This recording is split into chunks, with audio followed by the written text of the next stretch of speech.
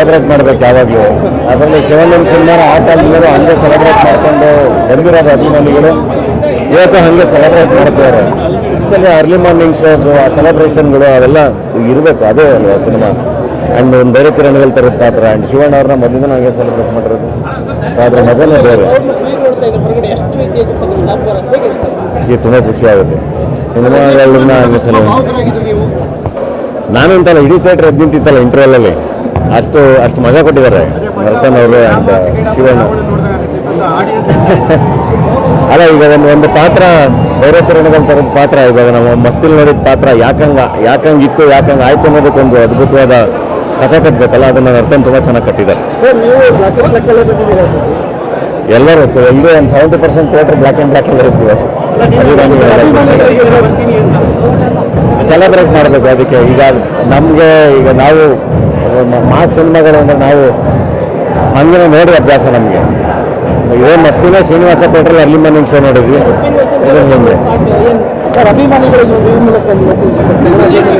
ಏನಿಲ್ಲ, ಥಿಯೇಟ್ರಲ್ಲಿ cinema celebrate ಮಾಡಿ ಶೂಟ್ ಮಾಡಿಬಿಟ್ಟು ಹಾಕ್ಬೇಡಿ ಅಷ್ಟೇ. ಈಗ ಇಂಟರ್ವಲ್ ಪಾಯಿಂಟ್ ಅವೆಲ್ಲ ಕ್ಯಾಮ್ರಾ ಓಪನ್ ಮಾಡ್ಕೊಂಡಿದ್ರು, ಅದನ್ನ ಸ್ಟೋರಿಗೆ ಹಾಕೋದು, ಯೂಟ್ಯೂಬ್ಗೆ ಹಾಕೋದು, ಅದನ್ನ ಮಾಡಬೇಡಿ. ಬೇರೆಯವರು ಎಲ್ಲರೂ ಥಿಯೇಟ್ರಲ್ಲೇ ಎಂಜಾಯ್ ಮಾಡಲಿ ಅಂತ.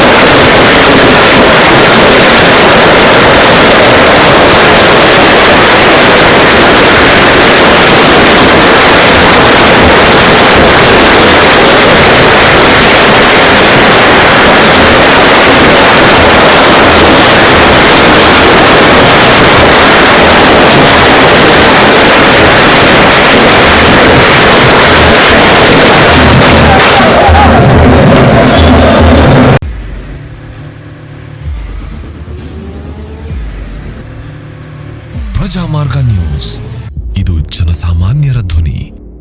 ನಮಸ್ಕಾರ. ನೀವು ನೋಡ್ತಾ ಇದ್ದೀರಾ ಪ್ರಜಾಮಾರ್ಗ ನ್ಯೂಸ್. ರಾಷ್ಟ್ರದ ರಾಜ್ಯದ ರಾಜಕೀಯದ ಬಗ್ಗೆ ಹೆಚ್ಚಿನ ಸಿನಿಮಾ ಅಪ್ಡೇಟ್ಗಳಿಗಾಗಿ ಫಸ್ಟ್ ಲೈಕ್ ಮಾಡಿ, ಸಬ್ಸ್ಕ್ರೈಬ್ ಆಗಿ, ಹಾಗೆ ಫಾಲೋ ಕೂಡ ಮಾಡಬೇಕು.